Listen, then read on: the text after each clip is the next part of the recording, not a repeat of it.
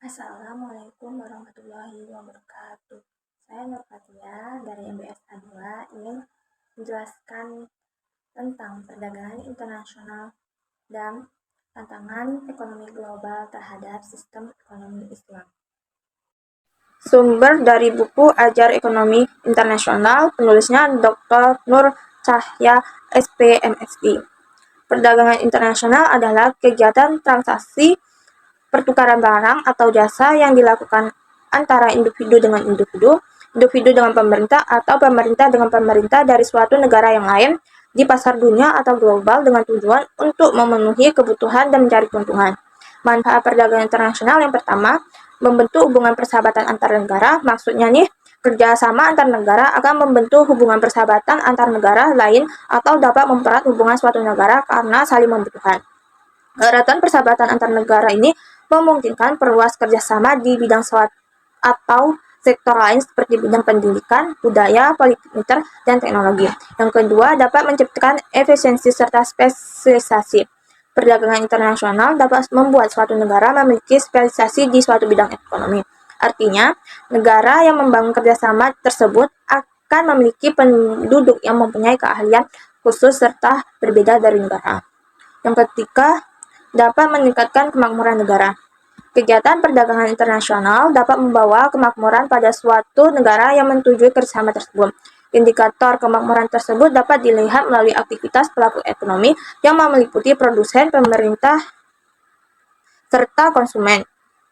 Contohnya nih, produsen akan makmur ketika ia bisa meningkatkan keuntungan melalui menjual dagangnya ke luar negeri. Begitu pula dengan konsumen yang akan makmur karena kemudahan mendapatkan suatu barang. Pemerintah pun akan makmur karena akan mendapatkan devisa negara. Yang keempat, dapat mengurangi pengangguran. Seperti yang dijelaskan sebelumnya, apabila produsen mendapatkan banyak pesanan dan permintaan konsumen, maka produsen perlu menambah tenaga kerja agar dapat melakukan pekerjaan dengan maksimal. Yang kelima, mentransfer ilmu pengetahuan serta teknologi. Perdagangan internasional dapat memungkinkan negara melakukan ekspor barang dengan basis teknologi tinggi, seperti mesin maupun alat modern kepada negara yang lebih membutuhkan, sehingga akan tercipta mobilisasi teknologi yang lebih cepat di negara pengimpor. Yang keenam, dapat menstabilkan harga. Cara tidak langsung nih, perdagangan internasional dapat menstabilkan harga yang beredar di pasar domestik negara tertentu. Barang yang langka dalam negeri dapat diatasi melalui impor. Harga barang tersebut meningkat karena diimpor, begitu pula sebaliknya. Apabila suatu negara memiliki persediaan barang yang berlebihan, maka akan mengakibatkan harga barang tersebut turun, sehingga dapat diatasi dengan melakukan ekspor harga yang memiliki stok berlebihan. Tujuan perdagangan internasional. Tujuan utama perdagangan internasional adalah untuk meningkatkan pendapatan nasional. Selain tujuan utama tersebut, perdagangan internasional memiliki tujuan lain, yaitu pertama, tingkatan devisa negara. Pertukaran barang dan jasa mempengaruhi penerimaan devisa negara. Peningkatan ekspor meningkatkan devisa negara. Ketika ekspor lebih besar dari impor, meningkatkan keuntungan nilai tukar. Ketika impor lebih besar dari ekspor, mata uang negara terdepresiasi, juga meningkatkan pendapatan ekspor asing di luar negeri. Kedua, pertumbuhan ekonomi. Peningkatan nilai ekspor akan meningkatkan produksi barang dan jasa sehingga pendapatan nasional atau pertumbuhan ekonomi meningkat karena pertumbuhan ekonomi adalah proses peningkatan kapasitas produksi dari barang dan jasa dari suatu negara. Salvatore menyatakan bahwa perdagangan dapat menjadi mesin pertumbuhan. Trade as engine of growth. Ekspor dan impor merupakan penggerak. 3. Memengaruhi stabilitas harga. Stabilitas harga adalah cara pemerintah menjaga harga untuk mengatasi terjadinya inflasi. Salah satu langkah pemerintah adalah memperluas pasar barang keluar negeri melalui ekspor yang mendorong produksi barang dalam negeri lebih besar karena kelebihan produksi dapat diekspor ke negara lain sehingga menjaga stabilitas harga barang ekspor. Keempat, efisiensi tenaga kerja. Kegiatan ekspor dapat mendorong peningkatan kapasitas produksi, meningkatkan kapasitas produksi dan keuntungan yang lebih tinggi bagi produsen barang ekspor. Keuntungan besar meningkatkan investasi dan dengan demikian penciptakan lebih banyak bekerja akibat tingkat pengangguran menurun dan permintaan barang dan jasa di negara tersebut meningkat. Kelima, memenuhi kebutuhan negara lain. Pada prinsipnya, karena sumber daya yang terbatas atau kondisi iklim spesifik negara masing-masing negara sama seperti tidak mampu memproduksi barang berdasarkan kebutuhan. Oleh karena itu, setiap negara tergantung pada kerjasama dengan negara lain untuk memenuhi kebutuhan yang dapat dipenuhi dalam negeri. Misalnya, Indonesia adalah negara penghasil coklat, berbeda dengan Amerika yang unggul dalam buah. Oleh karena itu, bekerja sama dengan Amerika tidak dapat memenuhi kebutuhan kakao dengan pengimpor dari Indonesia. Sebaliknya, Indonesia banyak mengimpor buah-buahan berkulit lunak dari Amerika. Menerima manfaat internal dan eksternal. Tujuan dari kebijakan perdagangan internasional ini tentu mencapai keuntungan internal dan eksternal.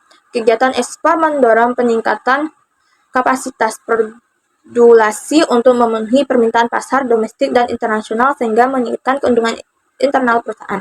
Manfaat eksternal dari spesialisasi produksi meningkatkan efisiensi dan aktivitas penggunaan faktor produksi untuk menghasilkan keuntungan. Ketujuh, pasar yang berkembang. Tujuan perdagangan internasional adalah agar perusahaan di negara tersebut dapat menggunakan mesin manufakturnya dan menjual produknya tanpa khawatir akan kelebihan produksi yang akan menurunkan harga produksi dan jasa. Perdagangan internasional memungkinkan perusahaan untuk menjual produk surplus ini ke luar negeri dan memaksimalkan keuntungan. 8. Transfer teknologi modern. Perdagangan internasional memungkinkan suatu negara untuk memperoleh teknologi modern yang tidak bisa diproduksi dan mempelajari teknik produksi yang lebih efisiensi dan cara-cara manajemen yang lebih modern sehingga mampu meningkatkan kapasitas produksi dan keuntungan yang diperoleh dari negara, khususnya negara maju. Faktor pendorong dan penghambat terjadinya perdagangan internasional. Yang pertama, faktor pendorong terjadinya perdagangan internasional. Menurut Sikumo, faktor pendorong suatu negara melakukan perdagangan internasional yang pertama, untuk memenuhi kebutuhan barang dan jasa dalam negeri. Yang kedua, keinginan memperoleh keuntungan dan meningkatkan pendapatan negara. Yang ketiga, adanya perbedaan kemampuan penguasaan ilmu pengetahuan dan teknologi dalam mengolah sumber daya ekonomi. Yang keempat, adanya perbedaan keadaan seperti sumber daya alam, iklim, tenaga kerja, dan jumlah penduduk yang menyebabkan adanya perbedaan hasil produksi dan adanya keterbatasan produksi. Yang terakhir, adanya kesamaan selera terhadap suatu barang. Yang kedua, faktor penghambat terjadinya perdagangan internasional. Yang pertama, kebijakan ekonomi dan politik internasional. Yang kedua, perbedaan nilai mata uang. Yang ketiga, rendahnya kualitas sumber daya manusia. Yang terakhir, organisasi ekonomi regional tertentu. Dampak perbedaan internasional.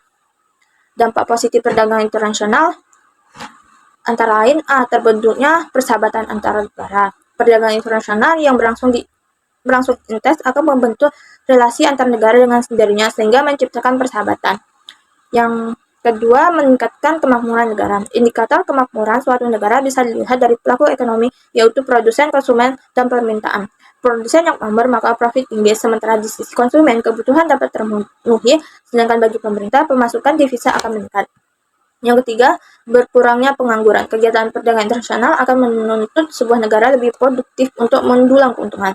Berkurangnya pengangguran menjadi satu dampak perdagangan internasional. Semakin produktif suatu negara yang ditandai dengan banyaknya kegiatan ekspor ke negara lain, maka jumlah pengangguran dapat berkurang. Transfer iptek. Perdagangan internasional merupakan alat mobilisasi iptek, terutama teknologi dari negara maju ke berkembang dan miskin. Intensitas perdagangan yang berkelanjutan antara beberapa negara di bidang teknologi seperti elektronik, otomotif, dan berpengaruh pada mobilitas teknologi di negara tersebut. Menciptakan efisiensi dan spesialisasi. Perdagangan internasional akan membuat sebuah negara menciptakan spesialisasi. Spesialisasi akan menunjukkan bahwa negara dan penduduknya tersebut memiliki keahlian khusus dalam menghasilkan produk atau jasa. Menstabilkan harga. Perdagangan internasional dapat memberikan pengaruh secara tidak langsung dengan adanya perdagangan internasional akan menstabilkan harga di pasar domestik lebih terkendali karena sifat dari harga jual cenderung fluktuatif. Dampak negatif perdagangan internasional. Yang pertama, produk dalam negeri menurun. Perdagangan internasional memicu persaingan industri. Jika suatu negara memiliki produk kualitas rendah dan harga tinggi, maka negara itu bisa mengalami penurunan permintaan. Begitu sebaliknya, karena umumnya setiap konsumen ingin mencari barang dengan kualitas baik, namun harganya terjangkau. Yang kedua, ketergantungan terhadap negara maju. Dari sisi produksi barang, negara berkembang dan miskin cenderung bergantung pada negara maju. Pasalnya, perkembangan teknologi dan otomotif masih dikuasai negara maju. Akibat dari keterbatasan itu, negara berkembang dan miskin hanya menjadi konsumen atau pemakaian. Yang ketiga, industri kecil kurang bersaing. Modal yang terbatas menjadi salah satu penyebab industri kecil kurang berkembang. Adanya perdagangan internasional ini justru membuat industri kecil jadi minder. Industri kecil harus bersaing dengan industri nasional yang modalnya terpenuhi. Belum lagi ada pemain tambahan dari perusahaan multinasional. Yang terakhir, persaingan tidak sehat. Kebijakan yang berlaku di suatu negara seperti dumping, praktik tarif impor yang berkedok melindungi industri dinilai merusak esensi perdagangan nasional. Pada dasarnya, perdagangan internasional harus didasari oleh persaingan usaha yang sehat dan peran pemerintah sebagai pengawas kegiatan perdagangan. Tantangan ekonomi Islam di era global. Dari jurnal Peran dan Tantangan Ekonomi Islam di Era Global, penulisnya Ahmad Maulidi Zain. Perbandingan sistem ekonomi. Pertama, sistem ekonomi Islam. Berbagai definisi juga telah dikemukakan oleh pakar ekonomi Islam berkenaan definisi sistem ekonomi konvensional dan ekonomi Islam. Di antaranya, Siddiq mengatakan bahwa sistem ekonomi adalah jalan atau cara untuk menjamin kebaikan manusia pada umumnya dan kebaikan ekonomi secara khusus. Al-Fat menyatakan bahwa sistem ekonomi ialah jalan yang dipilih untuk diikuti oleh masyarakat dalam kehidupan perekonomian dan menggunakan untuk menyelesaikan masalah-masalah yang terjadi. Sistem ekonomi Islam yang dilandasi dari sumber kepada ketentuan Al-Quran dan hadis berisi tentang nilai persaudaraan, rasa cinta, penghargaan pada waktu dan kebersamaan. Adapun sistem ekonomi Islam di antara lain meliputi 1. Mengakui hak individu sepanjang tidak merugikan masyarakat. Yang kedua, individu mempunyai perbedaan yang dapat dikembangkan berdasarkan potensi masing-masing. Ketiga, adanya jaminan sosial dari negara untuk masyarakat terutama dalam pemenuhan kebutuhan pokok. Yang keempat, mencegah konsentrasi kekayaan pada sekelompok kecil orang yang memiliki kekuasaan lebih. Yang kelima, melarang praktik penimbunan barang sehingga mengganggu distribusi dan stabilitas harga. Yang terakhir, melarang praktik asosial atau malbisnis. Yang kedua, sistem ekonomi konvensional. Perbincangan dalam sistem ekonomi konvensional lebih tertumpu pada sistem ekonomi kapitalis yang banyak diamalkan oleh negara-negara blok barat dan sistem ekonomi komunis yang pada asalnya diamalkan oleh Soviet Union, China, dan yang bersekutu dengan mereka. Meskipun praktik doktrin dan prinsip sistem ekonomi tersebut secara menyeluruh pada masa sekarang menimbulkan persoalan terutama setelah akhir zaman Cold War, sistem ekonomi kapasitas yang berdasarkan pada pemahaman liberalisme, kebebasan pasar, kebebasan pertandingan, dan kebebasan individu memiliki harta kekayaan tanpa ada batasan. Kelemahan utama sistem ini adalah kegagalan dalam proses pembagian kekayaan dan pendapatan, serta sistem ini bertentangan dengan kebutuhan dasar pertumbuhan moral dan spiritual pribadi manusia. Paling utama ialah kebebasan memiliki dan bertindak. Tantangan ekonomi Islam di era globalisasi. Strategi yang mendukung peran ekonomi Islam dalam era globalisasi dilihat dari dua aspek, yang itu strategi primer dan strategi sekunder. Strategi primer mengacu kepada perubahan-perubahan yang dilakukan dalam sistem ekonomi kepada sistem ekonomi Islam, dan perubahan-perubahan tersebut membawa perubahan dalam semua bidang seperti politik, sosial, keselamatan, dan sebagainya. Metode yang disarankan ialah analisis SWOT yang dianggap sebagai strategi primer. Kekuatan mengacu kepada penekanan karakteristik istimewa yang dalam ekonomi Islam berbanding dengan sistem ekonomi konvensional seperti 1. Persamaan peluang untuk memiliki kekayaan dan modal dari sumber-sumber ekonomi yang ada. 2. Persamaan kepentingan individu dan masyarakat. 3. Keadilan pembagian pendapatan dan kekayaan negara. 4. Pengharaman riba yang menindas golongan pengusaha oleh para pemilik modal yang kaya raya. Yang terakhir, penolakan unsur-unsur negatif dalam aktivitas ekonomi seperti konsumsi dan produksi. Sistem penciptaan pemikiran manusia yang dilihat mengutamakan negara maju dan melahirkan jurang yang begitu luas antara negara kaya dengan negara miskin, dan hasilnya ketidakseimbangan dalam ekonomi dunia yang terjadi. Inilah kelemahan weakness hasil dari pelaksanaan sistem ekonomi konvensional di negara-negara dunia dewasa ini. Strategi yang ketiga adalah peluang kepada sistem ekonomi Islam untuk menggantikan sistem ekonomi konvensional. Negara-negara Islam menjadi pembangkit pertumbuhan sistem ekonomi Islam berperan utama untuk merebut peluang emas ini supaya sistem ini diterima oleh semua negara dunia. Peluang-peluang juga dikaitkan dengan pemilikan sumber produksi setiap negara seperti sumber daya alam, tenaga kerja, teknologi, ilmu pengetahuan, kestabilan, dan sebagainya, membuktikan sistem ekonomi Islam berpotensi besar untuk menjadi alternatif pada sistem ekonomi yang sudah ada. Strategi yang keempat ialah ancaman yang akan dihadapi dalam proses pelaksanaan sistem ekonomi Islam di negara-negara dunia. Dengan demikian, pihak-pihak berkenan harus memperlihatkan keunggulan sistem ekonomi Islam berbanding dengan sistem ekonomi konvensional dari prinsip penghematan, menentang budaya berhutang, budaya persaingan, mengharamkan sistem riba, pembagian untung dan rugi dalam sistem perbankan dan keuangan Islam, dan sebagainya. Beberapa tantangan yang perlu diatasi untuk mencapai tujuan agar ekonomi Islam dapat membawa perubahan sistem ekonomi dunia yang berdasarkan pada prinsip-prinsip syariah. Sebagai alternatif, guna menggantikan sistem ekonomi konvensional yang diperhatikan pada kebanyakan negara, pendekatan ke arah pelaksanaan sistem ekonomi Islam pada sebuah negara yang mayoritas penduduknya beragama Islam juga merupakan tantangan dalam pencapaian peran yang optimal. Dari rekomendasikan negara-negara berkenan melaksanakan suatu sistem yang sama, yang akan menjadi model kepada negara-negara bukan Islam untuk melaksanakannya. Hal ini dianggap sebagai suatu tantangan yang menyeluruh karena memerlukan komitmen dan keunggulan dari segenap negara untuk melaksanakan sistem ekonomi Islam yang unggul.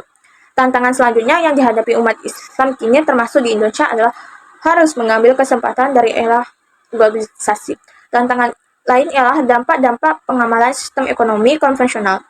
Di antaranya, dampak tersebut ialah pembangunan ekonomi yang tidak seimbang, persaingan yang tidak sehat, inflasi, deflasi, beban hutang dari dalam dan luar negeri, serta monopoli. Masalah-masalah di atas akan digambarkan sebagai kelemahan-kelemahan sistem ekonomi Islam yang dilaksanakan oleh negara berkenan. Sekian dari penjelasan saya. Terima kasih. Wassalamualaikum warahmatullahi wabarakatuh.